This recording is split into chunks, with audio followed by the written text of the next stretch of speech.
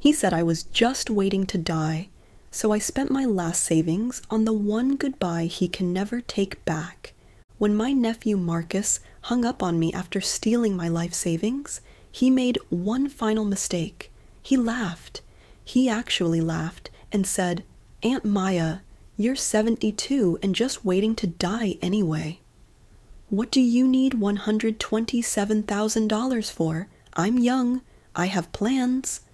Well, I had plans too, and they were about to cost him $581,000. See, Marcus thought being 72 made me helpless. He thought my grief over losing my husband made me weak. He thought stealing from a retired nurse would be easy money with zero consequences. He was dead wrong on all counts. 3 months earlier, I'd walked into First National Bank to pay my property taxes and discovered my life savings had vanished. 43 years of 12-hour shifts in Detroit emergency rooms, every overtime dollar saved, every sacrifice I'd made, gone. My account showed $847 where there should have been $127,847. Marcus had been helping me with paperwork after William died. I trusted him because he was family, my sister's boy who'd hit hard times. I gave him power of attorney to help pay bills while I grieved, thinking he was being kind. I was thinking like a trusting aunt. I should have been thinking like a nurse who'd seen every kind of predator walk through those hospital doors. When I confronted him, when I asked where my money went, that's when he laughed. That's when he told me I was just waiting to die anyway. Then he hung up on me like I was nothing. That night, sitting in William's chair, I made a decision. Marcus wanted to see what a 72-year-old woman waiting to die looked like. I was about to show him what one looked like when she was fighting to live, and honey, he had no idea what he'd just unleashed. The next morning, I did what any good nurse would do. I diagnosed the problem systematically. 43 years in healthcare teaches you that every symptom has a cause, and every cause leaves evidence. Marcus had been sloppy, probably because he thought I was too old and trusting to fight back. I drove to First National Bank and requested every statement from the past 2 years. The young teller, bless her heart, tried to talk me through online banking. "Mrs. Johnson, you could access all this from home," I smiled sweetly. "Honey, I want paper copies. Old habits die hard." What I didn't tell her was that paper trails win court cases. Back home, I spread everything across William's old desk. The pattern was clear as day. Small withdrawals at first, $200 here, $500 there. Then it escalated. In the past 6 months, Marcus had written himself checks for everything from car payments to what looked like gambling debts. The man had used my grief as his personal ATM. But here's what Marcus didn't know about his waiting to die aunt. I'd spent 4 decades keeping meticulous medical records. Documentation was second nature to me. Every conversation we'd had about my finances, I'd written down in my daily planner. Dates, times, what was said. Nurses learn early that if it's not documented, it didn't happen. I called my insurance company and discovered Marcus had also tried to borrow against my life insurance policy. He'd been denied because he wasn't the beneficiary, but the attempt was recorded. This wasn't just theft. It was systematic exploitation. He'd planned to leave me with nothing, assuming I'd be too confused or scared to fight back. That's when I realized I wasn't just fighting for my money. I was fighting for every elderly person who'd been dismissed, discounted, and discarded by someone they trusted. The next morning, I made 3 phone calls that would change everything. The first was to Diane Washington, a former colleague from the hospital who'd gone to law school in her 50s. Diane specialized in elder abuse cases now, and her reputation was fierce. When I explained the situation, Her voice turned ice-cold professional. "Maya, this is textbook financial elder abuse. Michigan law is very clear. What Marcus did is a felony. But more importantly, we can get every penny back, plus damages, plus attorney fees. How fast can you get to my office?" The second call was to Patricia Mills, a private investigator I'd met through Diane's cases. Patricia had helped several of my former patients recover stolen assets. Her specialty was uncovering hidden assets and documenting fraud. "Don't touch anything else," she warned. "Don't confront him again. Don't let him know we're investigating. Predators get dangerous when cornered." The third call was to my neighbor and longtime friend, Rose Henderson. Rose had been watching this unfold and was furious. "Maya, I told you that boy was trouble from day one, but don't you worry, I've got your back. Whatever you need, whenever you need it." By noon, I was sitting in Diane's downtown office, surrounded by legal books and case files. She reviewed my documentation with the focused intensity I remembered from our nursing days. "This is excellent record keeping, Maya. Most people don't have half this evidence. We can file both criminal charges and a civil lawsuit."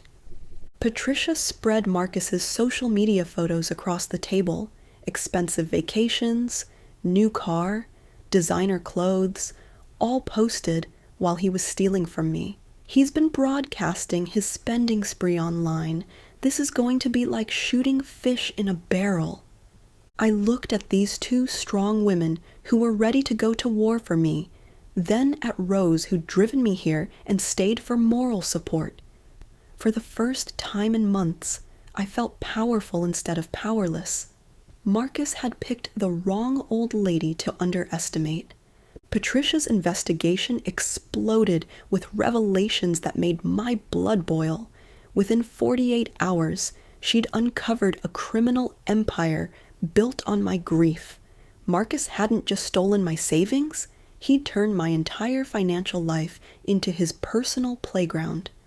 "Maya, sit down," Patricia said, spreading evidence across my kitchen table. "This is worse than we thought." The credit cards I thought were locked away? He'd racked up $23,000 in Vegas weekends and designer clothes. My house? The home William and I had paid off over 30 years? Marcus had tried to refinance it behind my back, nearly putting my shelter at risk. But then Patricia played me something that changed everything. A recording from Marcus's favorite bar, where he was bragging to his buddy about his brilliant scheme. "She trusted me completely," his voice crackled through the speaker, dripping with contempt. "These old people are so desperate not to be alone, they'll sign anything. She probably won't even live long enough to miss the money anyway." The room went silent. Rose grabbed my hand. Patricia's jaw tightened. That's when I realized this wasn't just theft. It was a bet. Marcus had gambled on my death and lost. Now I was going to collect every penny he owed, with interest that would destroy him. "Patricia," I said, my voice steady as a steel, "I want to know every illegal thing this boy has done, every lie, every theft, every scheme, because we're not just getting my money back, we're making sure he never does this to another family again." Diane's strategy was surgical. We froze Marcus's assets so fast his head spun, bank accounts locked, fancy car impounded, credit cards dead. The sheriff served him papers while he was planning another vacation with my money. According to Patricia's surveillance photos, his face went white as a sheet. But we'd only begun to destroy him. "Maya, we've got federal tax fraud too," Diane announced with a predator's smile. "He claimed you as a dependent for 2 years, collecting refunds he wasn't entitled to. The IRS is very interested in prosecuting this." Patricia had uncovered Marcus's Ponzi scheme within our own family. He'd borrowed from cousin James, promising to invest it in my portfolio, then use that money to cover gambling debts while stealing from me to pay James back. The paper trail was devastating. Bank records, emails, phone logs showing months of planned exploitation. Marcus had researched power of attorney laws, looking for loopholes to drain my accounts. But here's what made me smile. Rose had been secretly documenting every visit, every manipulative comment, every time he made me feel too old to understand finances. Her witness testimony would prove the psychological abuse that accompanied his theft. The most damning evidence, Marcus's internet searches, elderly financial capacity, contesting wills, guardianship procedures. This wasn't desperate gambling addiction. This was calculated predation. By week 2, our case was bulletproof. Marcus could either plead to reduce charges now or face the full weight of federal prosecution later. Either way, he was about to learn that underestimating a 72-year-old woman was the most expensive mistake of his pathetic life. Just when I thought our case couldn't get deadlier, Marcus's ex-girlfriend, Jessica, handed us a nuclear weapon. She'd been secretly recording his conversations for months, planning her own escape from his increasingly abusive behavior. He was going to have you declared mentally incompetent, Jessica revealed during her deposition, her voice shaking with anger. He said old people don't need privacy anyway, and he was researching nursing homes to dump you in. The evidence she brought was devastating. Text messages where Marcus bragged about inheritance money while I was still alive, photos of expensive purchases made with my stolen funds, and most damning, a recorded phone call where he discussed selling my house after getting me committed. "She's getting forgetful," his voice played back through Jessica's phone. "I could probably convince a judge she needs a guardian. These old bitches are so grateful for attention, they never question anything." Diane's eyes lit up like Christmas morning. "This escalates everything, Maya. Attempted guardianship fraud is a separate felony. This shows he planned to strip you of every right you had." But Jessica's most shocking revelation, Marcus had pressured her to marry him quickly so she couldn't testify against him as his wife. When she refused, he'd become violent, which is why she'd started recording everything. The picture was now complete.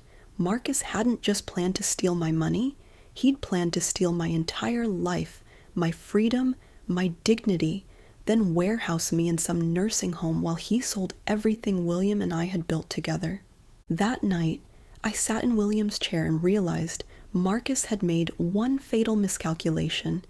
He'd confused my kindness for weakness, my trust for stupidity.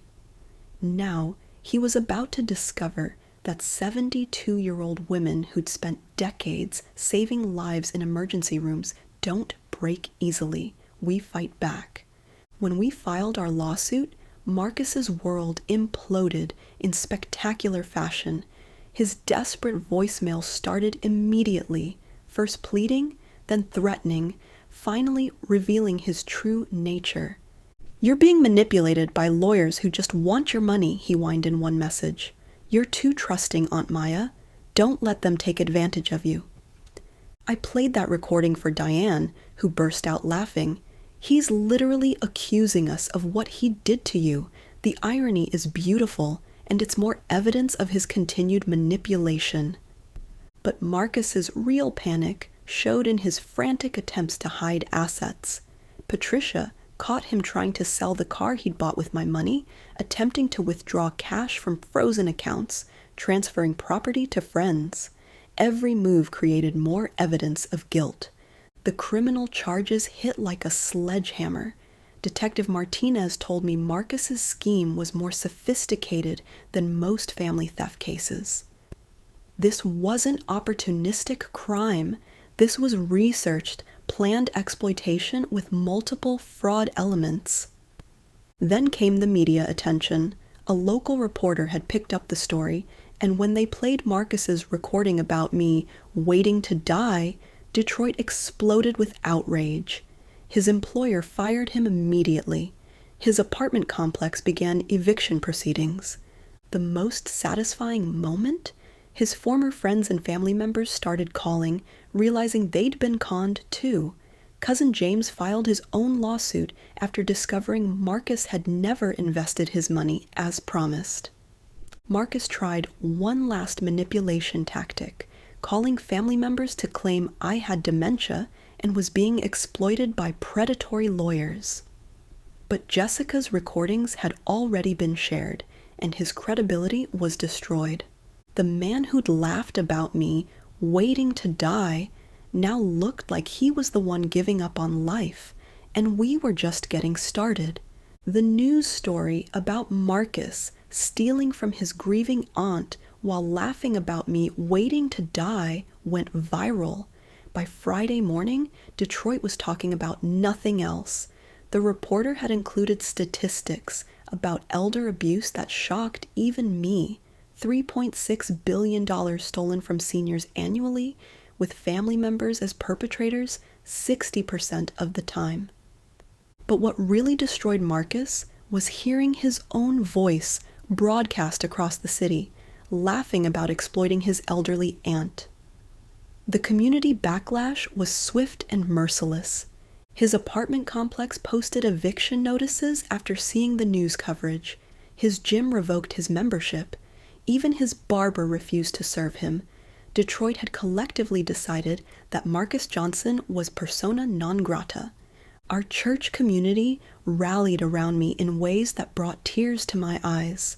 Pastor Williams asked me to speak to the congregation about predators who target seniors. This isn't just about money, I told them. It's about remembering that age doesn't make us disposable. The most satisfying revenge came naturally. Marcus's own behavior had made him radioactive in our community. No job prospects, no social circle, no girlfriend, no family support. He'd burned every bridge while stealing from me. But the sweetest justice was watching him at the courthouse during pre-trial hearings. The swagger was gone. The expensive clothes had been replaced with thrift store outfits. The man who'd mocked my mortality now looked like a corpse himself. Patricia showed me surveillance photos of him looking haggard and desperate as he met with public defenders. Maya, he's lost everything: job, home, relationships, reputation, and we haven't even gotten to trial yet. I smiled, thinking about how he'd assumed my age made me helpless. Marcus was about to learn that the most dangerous thing you can do is underestimate a woman who spent decades making life and death decisions under pressure. 3 weeks later, Marcus's public defender crawled to us with a pathetic settlement offer. Marcus would plead guilty and pay back the $127,000 plus $50,000 in damages if we'd agree to reduce charges. Absolutely not, I told Diane without hesitation. Under Michigan law, we're entitled to treble damages, $381,000 plus attorney fees, and that doesn't include the federal tax fraud charges. His lawyer tried painting Marcus as a gambling addict who'd made desperate decisions. I wasn't buying it. Diane, what message does accepting this settlement send to other predators who target seniors? That it's profitable crime with minimal consequences, she replied grimly. Then we go to trial. I want every dollar the law allows, and I want it on public record that stealing from elderly people will cost you everything. The next week, Marcus's situation got even worse. His girlfriend had thrown him out, his car was repossessed, and he was living in a studio apartment his mother was paying for. The family members he'd conned were demanding their money back, and no one would hire him with pending felony charges. His lawyer made one final desperate attempt, full treble damages spread over 10 years. Again, we rejected it. Marcus had demanded immediate access to my life savings. He'd receive no such courtesy. Maya, Patricia told me, I've worked dozens of these cases. Most victims settle because they're exhausted, but predators count on that fatigue. They know even if caught, they'll face minimal consequences. Not this time. Marcus was about to face the full weight of the law and learn that underestimating a 72-year-old former nurse was the most expensive mistake of his miserable life. Trial was set for 6 weeks out, and I was ready for war. Diane transformed into a legal assassin as trial approached. Her preparation was surgical: witness lists, evidence timelines, multimedia presentations that would make Marcus's systematic theft crystal clear to any jury. Maya, you're going to be an exceptional witness, she told me during preparation. You're credible, sharp, and you remember details like a medical chart. Juries love witnesses who speak clearly about facts without getting emotional. But I wasn't preparing to be a victim telling a sad story. I was preparing to be a competent 72-year-old woman demonstrating that age equals experience, not helplessness. Patricia had created a devastating multimedia presentation matching Marcus's social media photos with my bank statements. Expensive dinners on the same nights as withdrawals from my accounts, Vegas vacations funded by my retirement savings, designer clothes bought with my credit cards. Jessica was nervous about facing Marcus in court, so I took her aside. Honey, that man stole from me while I was grieving my husband, then laughed about it. If you don't speak up now, he'll do this to someone else's grandmother. Her resolve strengthened immediately. She realized she wasn't just testifying for me, she was speaking for every elderly person who'd been dismissed and financially abused. The most powerful evidence remained Marcus's recorded voice, laughing about me waiting to die. Diane planned to play it at the perfect moment during cross-examination, when the jury hears those words, while looking at you sitting strong in that witness chair. The case will be over. The night before trial, Rose brought dinner and asked if I was nervous. Not nervous, I told her. Ready. I've been ready since the moment he hung up on me after stealing my life savings. This wasn't just about money anymore. It was about proving that seniors aren't disposable victims. The courthouse was packed with supporters, family, and news cameras. Marcus shrank into his chair as the cameras focused on him. The confident predator had become a cornered rat. Diane's opening statement was masterful. Ladies and gentlemen, Marcus Johnson didn't just steal money from his 72-year-old aunt. He weaponized her grief and love against her. He researched how to exploit elderly people, then executed that plan while she was mourning her husband's death. She walked the jury through the timeline with surgical precision, showing how Marcus's thefts escalated as my vulnerability increased. The defendant saw Maya Johnson not as family to protect, but as an opportunity to exploit. Marcus's public defender tried the desperate gambling addiction defense, arguing this was a family dispute gone wrong. But when he suggested I was confused about finances and had willingly given Marcus access, several jurors' faces hardened. They were looking at me sitting sharp-eyed and straight-backed in the courtroom, clearly not a confused elderly woman needing financial guidance. That afternoon, Diane began systematically destroying Marcus with evidence. Bank records, forged signatures, unauthorized charges. Each piece built an undeniable picture of calculated theft. The courtroom gasped when she displayed Marcus's social media photos alongside my bank statements. Vegas vacation photos matched with withdrawals from my accounts on identical dates. Expensive restaurant selfies funded by my credit cards. The theft became viscerally, undeniably real. Marcus's face grew paler with each exhibit. This wasn't going anything like he'd expected. During recess, Detective Martinez told me, "Mrs. Johnson, I've testified in hundreds of these cases. Usually, victims look defeated. You look like someone ready for war." That's exactly what I was. When I took the witness stand, 43 years of professional composure settled over me like armor. I wasn't a confused elderly victim. I was Maya Johnson, former emergency room nurse, and I had something to say. Diane walked me through my background, establishing that I was a competent woman who'd managed complex medical crises and handled my finances successfully for decades. "Mrs. Johnson, why did you give Marcus access to your accounts?" After William died, I was overwhelmed with grief and paperwork. Marcus offered to help, and I trusted him because he was family. My voice was steady, professional. I thought he was being kind. "When did you discover the theft?"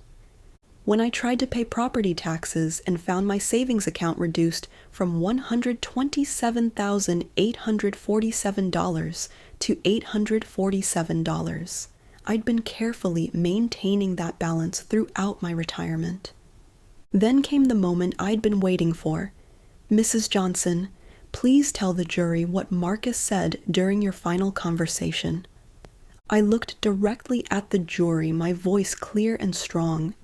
"He said I was 72 and just waiting to die anyway, so what did I need all that money for? He said he was young with plans and a future." I paused, letting that sink in. Then he hung up on me. Several jurors visibly recoiled. I could see them looking at Marcus with disgust. During cross-examination, his lawyer made a fatal mistake. "Mrs. Johnson, isn't it possible you forgot giving Marcus permission for these withdrawals?" I straightened in my chair. "Sir, I spent 43 years tracking medications, dosages, and treatment schedules in life or death situations. I documented every detail because people's lives depended on accuracy. Do you really think I'm too confused to understand my own bank account?" The courtroom actually chuckled. I saw the defense attorney realize he'd just reinforced my competence instead of undermining it. Patricia's testimony was surgical.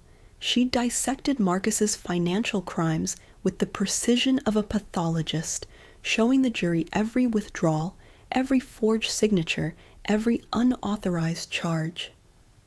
In 15 years investigating financial crimes, I've rarely seen such systematic exploitation. This wasn't impulsive theft. The defendant researched methods to maximize access while minimizing detection. She revealed Marcus's internet search history, power of attorney limitations, elderly financial capacity, contesting wills.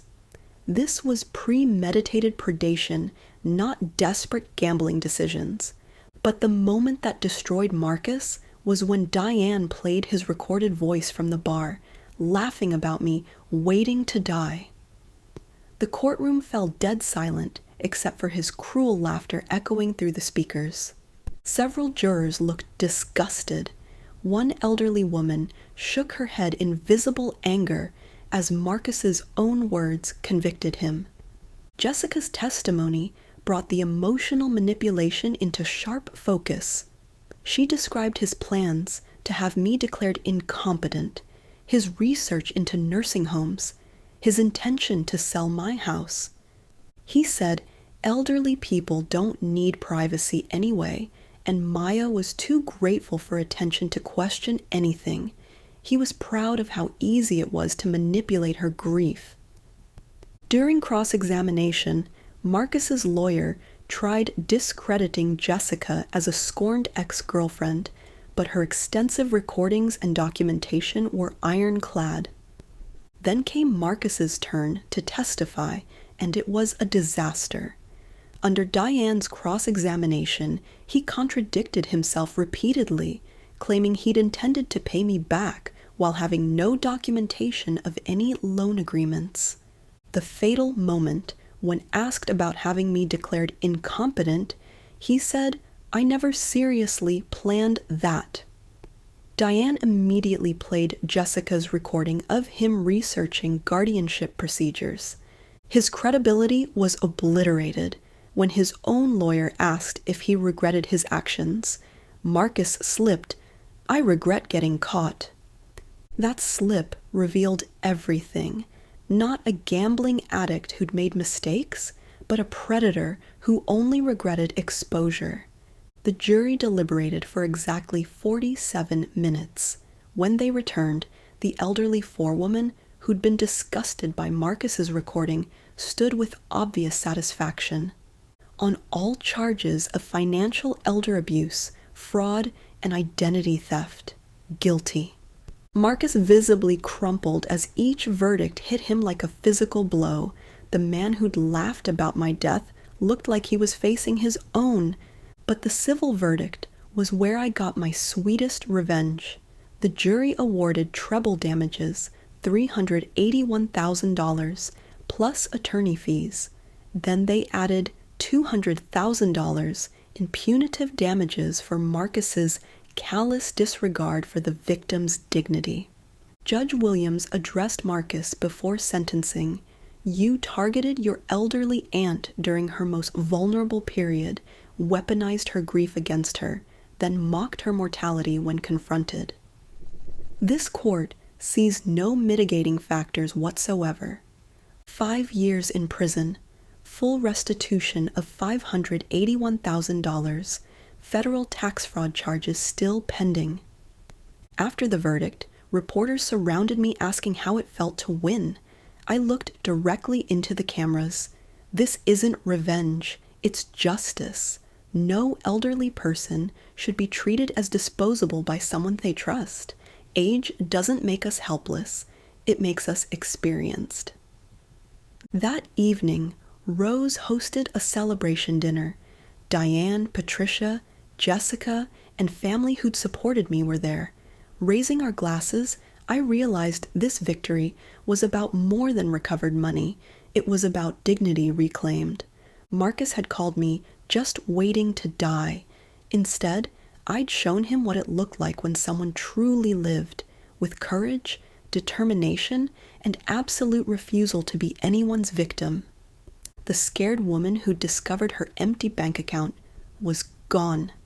In her place stood Maya Johnson, survivor, fighter, advocate for every senior who'd been told they didn't matter. The $581,000 judgment transformed my life in ways Marcus never could have imagined. But money wasn't the most important thing I'd gained. It was the rediscovery of my own power. Diane and I had forged a friendship that extended far beyond attorney-client relations. She invited me to speak at legal conferences about elder abuse, sharing my story with lawyers nationwide. "Maya, you're the perfect spokesperson because you refuse to be a victim. Most clients are too traumatized to even testify effectively." Patricia offered me consulting work on her elder abuse cases. My nursing background gave me insights into how predators identified vulnerable seniors, and my communication skills helped connect with clients too ashamed to seek help initially. But the most meaningful development was the flood of letters from elderly people who'd seen my story. Dozens wrote sharing their own experiences with financial exploitation, many for the first time. Each letter reinforced my conviction that Marcus's betrayal was part of a much larger fight. I used my settlement strategically. First, I established an emergency legal fund for seniors who couldn't afford to fight financial abuse. Too many elderly people were defenseless against exploiters simply due to cost. Second, I funded financial literacy programs at senior centers, teaching older adults to recognize and prevent exploitation. Retired accountants and bank officials volunteered to educate their peers. My house, which Marcus had tried to steal through refinancing, became my fortress of independence. I renovated William's den into a command center where I coordinated elder advocacy cases and worked with other seniors fighting back. The physical changes were important, but the internal transformation was profound. I'd rediscovered the strength that 43 years of emergency nursing had built. Marcus's theft had temporarily shaken my confidence, but recovering from it made me stronger than ever. 6 months after trial, I received a call from Michigan Health and Human Services. They were developing new elder abuse investigation protocols and wanted my input as someone who'd successfully fought back. "Mrs. Johnson," the director told me, "your case has become the model for how these investigations should work. More importantly, your public speaking has encouraged hundreds of other victims to come forward." That's when I realized my true calling, being a voice for elderly people silenced by predators who counted on their shame and isolation. I started speaking at community centers, churches, and senior facilities across Michigan. My message was consistent. Age doesn't make you helpless, and being victimized doesn't make you powerless. Every person deserves dignity and financial security, regardless of age. The response was overwhelming. After each presentation, seniors approached me privately, sharing their own exploitation stories. Adult children stealing from parents, caregivers accessing bank accounts, financial advisors taking advantage of clients with early dementia. The stories were heartbreaking, but consistent. With Diane and Patricia, I established a resource network for elder abuse victims. We created informational materials, developed screening tools to help recognize exploitation, and maintain databases of specialized attorneys. But the most rewarding work was one-on-one counseling with victims. Many felt stupid, embarrassed, and helpless after being financially abused. They needed to hear from someone their age who'd faced similar challenges and fought back successfully. "Honey," I'd tell them, "the person who should be embarrassed is the one who stole from you, not you for trusting family. Trust is a virtue, not weakness. What happened was a crime, and you deserve justice." 2 years after Marcus's conviction, I spoke at the National Elder Justice Conference in Washington, D.C. Standing before hundreds of advocates nationwide, I realized how far I'd traveled from that devastating day discovering my empty bank account. I'm here, not as a victim, but as a survivor and advocate. When someone steals from an elderly person, they're trying to steal our dignity, independence, and self-worth. We cannot let that happen. I addressed the psychological damage often overlooked in favor of legal remedies. After Marcus stole from me, I didn't just lose money. I lost faith in my judgment, questioned every decision. That's what predators count on, making us doubt ourselves until we stop fighting back. After my presentation, a 78-year-old woman from Ohio approached me crying, tears of relief, not sadness. "My son has been stealing from me for 3 years. I thought I was too old and stupid to stop him. After hearing you, I know I'm not helpless. I'm going to fight back." 6 months later, she had recovered $89,000 and started her own support group. That's when I knew my battle with Marcus had created something much larger than personal justice. It had sparked a movement. 3 years after trial, I received an unexpected letter from Marcus himself, written from prison. His handwriting was shaky, his tone completely different from the arrogant man who'd stolen from me. "Aunt Maya, I know I have no right to contact you, and I don't expect forgiveness, but I needed you to know I understand now what I did. In prison, I've met inmates who talk about their grandparents with love. I realized what I did wasn't just theft. It was the worst kind of betrayal." He described his prison counseling for gambling addiction and his growing understanding of how his actions affected our entire family. I destroyed relationships that took decades to build, all for money I gambled away in weeks. The letter was genuine without his usual manipulation. He didn't ask for anything. No money, no forgiveness, no help. He simply wanted me to know he understood the magnitude of his actions. Diane and Patricia were skeptical. Maya, inmates often write letters hoping to influence parole decisions. Don't let him manipulate you again. But something felt different. The arrogance was gone, replaced by genuine accountability. After consideration, I wrote back, not to forgive, but to respond honestly. Marcus, your theft cost me more than money. It cost my sense of safety and trust. You targeted me while grieving William, mocked my age, treated me as disposable. Those wounds took years to heal. I told him about the advocacy work his crime had inspired, the victims I'd helped, the legislative changes strengthening senior protections. Your terrible choices created something positive, but that doesn't excuse what you did. His brief response, Aunt Maya, I'm glad my mistakes led to something that helps people. I know I can never undo what I did, but maybe someday I can contribute to making amends.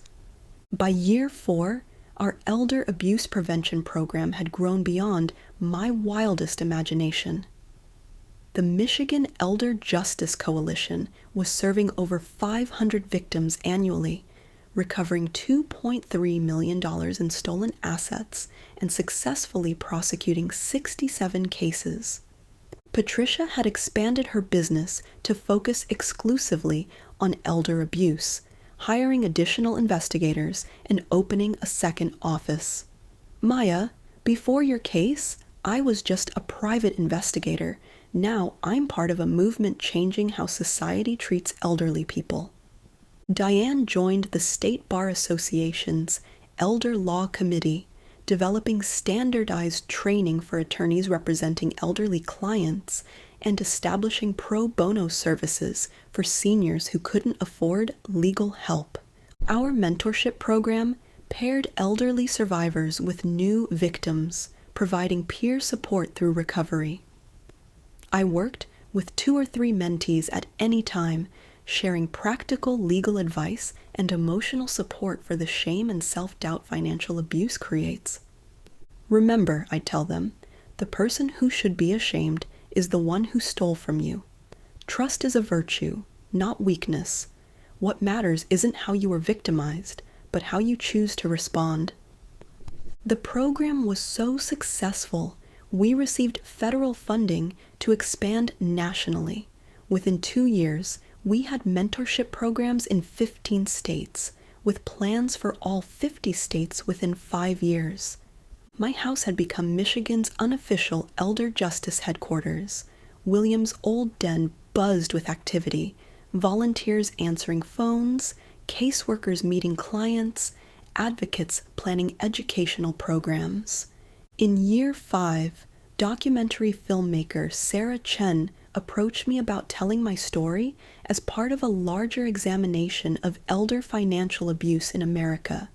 Her own grandmother had been victimized by a caregiver, giving her passion for exposing this hidden epidemic. Mrs. Johnson, your case is unique because you fought back and won. Most victims never recover their money or see justice. Your story proves it's possible to reclaim power and dignity after exploitation. Revisiting Marcus's betrayal was emotionally challenging, but therapeutically healing. It reminded me how far I'd traveled from the devastated woman who'd first discovered her empty bank account. Sarah interviewed dozens of people, Diane, Patricia, Jessica, Rose, other victims I'd helped, lawmakers who'd passed stronger protections. The picture that emerged showed a widespread but largely invisible crime affecting millions of seniors too ashamed to seek help. The film's most powerful moment played Marcus's recorded laughter about me, waiting to die. then immediately cut to footage of me speaking at conferences, teaching financial literacy, working with victims. The contrast was stark. The vital, engaged woman on screen clearly wasn't waiting to die. Marcus, now 4 years into his sentence, agreed to be interviewed. The man on camera was dramatically different, thinner, grayer, speaking with genuine remorse. I targeted my aunt because I thought she was weak and helpless. I was completely wrong. She was stronger, smarter, and had something I completely lacked: integrity. I destroyed my own life trying to destroy hers. Waiting to Live, Elder Financial Abuse in America, premiered at Sundance and later broadcast on PBS. The response was overwhelming. Thousands contacted authorities to report suspected abuse or seek help. The documentary's success led to White House recognition. I met with the President's Task Force on Elder Justice, presenting recommendations for strengthening federal protections. Mr. President, elder financial abuse thrives in silence and shame. We need federal legislation making it easier for victims to seek help, harder for predators to escape consequences, and more profitable for financial institutions to detect suspicious activity.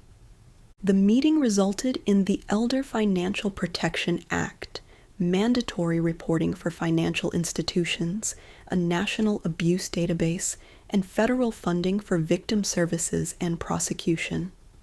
But the most meaningful recognition came from AARP's Volunteer of the Year Award. Standing before thousands of seniors at their convention, I felt the weight of representing every elderly person dismissed or discarded. 5 years ago, I was a 72-year-old widow robbed by her nephew. He thought my age made me helpless, my grief made me weak, my trust made me stupid. He was wrong on all counts. Age doesn't make us helpless. It makes us experienced. Grief doesn't make us weak. It clarifies what matters. Trust isn't stupidity, it's courage. The thunderous standing ovation was transformative. I could see audience members viewing themselves differently, not as potential victims, but as people with power to protect themselves and others. After the ceremony, dozens shared their own exploitation and recovery stories. Some had fought back, inspired by my case. Others had started community advocacy programs. All had refused to be defined by victimization. That evening in my hotel, looking out at Washington's lights, I realized Marcus's crime had created something unexpected, a movement changing how America treated its elderly citizens. Now 77, I began planning for the movement's sustainability beyond my leadership. The elder justice programs needed to outlive any individual advocate, including me. It was time to ensure the work would continue. With Diane and Patricia, I established the Maya Johnson Foundation for Elder Justice, a nonprofit dedicated to preventing senior financial exploitation and supporting victim recovery. The foundation would continue mentorship programs, financial education, and advocacy work that had grown from my battle with Marcus. I focused intensely on training younger advocates. The foundation's fellowship program brought together law students, social work graduates, and young professionals passionate about elder justice. You're not just learning about elder abuse, I told the first fellows. You're joining a movement recognizing every person's dignity regardless of age. Someday you'll be elderly too, and the protections you build today will protect you tomorrow. The most promising fellow was Maria Santos, a 28-year-old attorney whose grandfather had been victimized by a financial advisor. Maria combined fierce dedication with technological savvy invaluable for tracking modern financial crimes. Mrs. Johnson, you've shown us Individual courage can create systemic change. My goal is building on what you've started and expanding it to reach every senior who needs help. I also worked with Patricia establishing training programs for financial investigators specializing in elder abuse. The program combined traditional investigative techniques with understanding of psychological manipulation accompanying financial exploitation. The ongoing mentorship program was perhaps the most important legacy work. We trained over 200 elder abuse survivors as peer counselors, creating a support network spanning the country.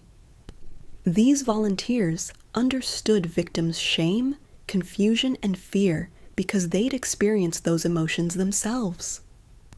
Program success was measured not just in dollars recovered or cases prosecuted, but in dignity and self-confidence restoration when victims realized they weren't alone or helpless. As I prepared to step back from daily foundation leadership, I reflected on how much had changed since discovering my empty bank account. Marcus's betrayal had been intended to destroy me, but instead revealed strengths I'd never known and connected me with people dedicated to protecting society's most vulnerable. Today, as I finish this story, Marcus approaches his parole hearing. He served 4 years and participated in every available rehabilitation program. His letters show genuine growth I never expected. He'll be released into a world dramatically different from when he left. The elder justice movement has created awareness, protections, and consequences that didn't exist when he decided to steal from his grieving aunt. The restitution has been fully paid. Marcus worked in prison industries, assigning all wages to repaying what he stole, plus interest. More importantly, he's contributed to national elder abuse conversations by allowing his story to be told honestly. I've decided to attend his parole hearing, not to oppose release, but to speak about his crime's impact and continued rehabilitation's importance. Justice isn't just punishment, it's accountability, healing, and preventing future harm. The advocacy work continues growing. The Maya Johnson Foundation has helped thousands of seniors protect themselves and recover from financial abuse.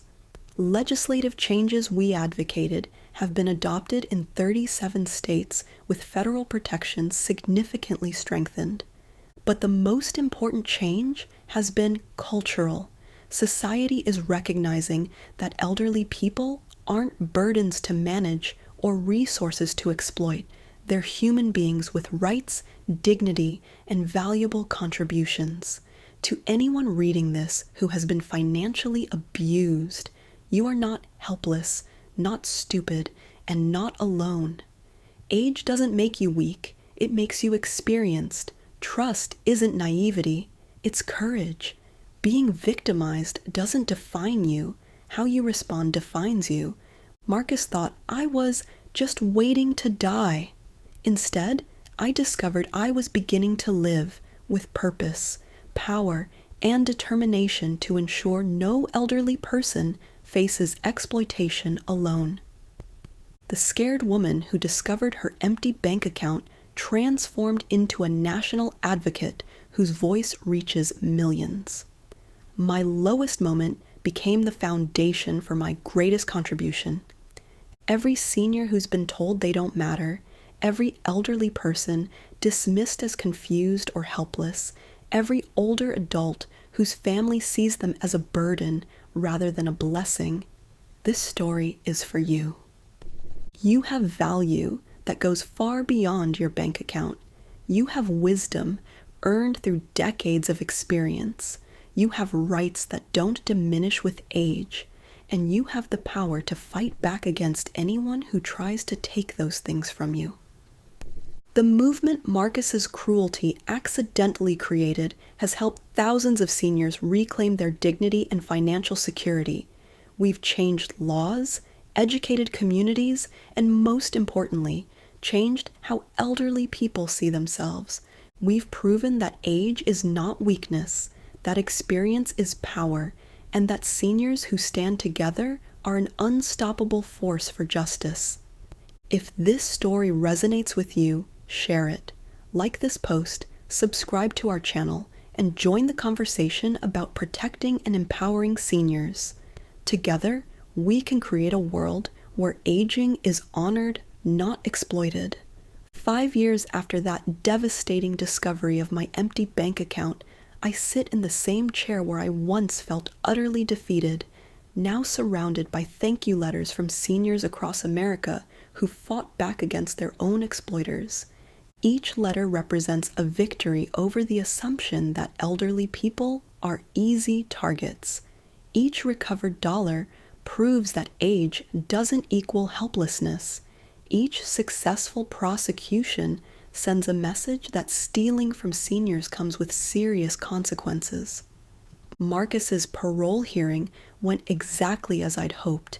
He was released, but into a world where the Maya Johnson Foundation monitors his compliance with restitution and community service requirements. He now works with a nonprofit helping other gambling addicts, and while I'll never fully trust him again, I can see he's genuinely trying to make amends. The foundation continues to grow. Maria Santos has taken over daily operations, bringing fresh energy and innovative approaches to elder advocacy. Patricia's investigation firm has trained dozens of specialists in financial elder abuse. Diane's legal training programs have educated hundreds of attorneys nationwide. But the real victory is in the culture change we've created. Seniors are no longer accepting dismissive treatment from younger family members. Financial institutions are more vigilant about protecting elderly customers. Law enforcement takes elder abuse more seriously than ever before. The mentorship program has become a powerful network of survivors helping survivors. When an 85-year-old man in Florida discovers his son has been stealing from him, he's connected with a 79-year-old woman in Oregon who successfully prosecuted her daughter for similar crimes. That peer support is invaluable in ways professional counseling can't match. Most importantly, we've changed the narrative around aging in America. Instead of seeing elderly people as burdens waiting to become victims, society is recognizing seniors as valuable community members with rights, wisdom, and power. Remember, you're never too old to fight back, and you're never too old to win. Marcus learned that lesson the hard way when he underestimated a 72-year-old retired nurse who refused to be anyone's victim. He thought my age made me weak, but it actually made me dangerous because I had nothing left to lose and everything to fight for. If you're facing financial exploitation, document everything, seek professional help, and never accept that being older means being powerless. Your age is not a weakness. It's proof you're a survivor who's overcome decades of challenges. If you know an elderly person who's being exploited, speak up. Don't assume they're too confused or embarrassed to want help. Often, they're just waiting for someone to believe in their strength and support their fight for justice. If you're a younger person watching this, remember that you'll be elderly someday too. The protections and respect you help create for today's seniors will benefit you in the future. Ageism isn't just wrong, it's short-sighted. The Maya Johnson Foundation continues this work every day, but we need your help. Visit our website, volunteer your time, donate if you can, and most importantly, share stories like mine to show that seniors are not victims waiting to happen. We're forces to be reckoned with. Marcus thought he could steal my dignity along with my money. Instead, he accidentally gave me the greatest gift of my life, the discovery that my real power had nothing to do with my bank account and everything to do with my refusal to be defeated. Today, at 77, I'm stronger, more purposeful, and more alive than I was at 72. Marcus thought I was waiting to die, but I was actually waiting to truly live. Your turn starts now. Fight back, stand up, speak out, and show the world that being older doesn't mean being over.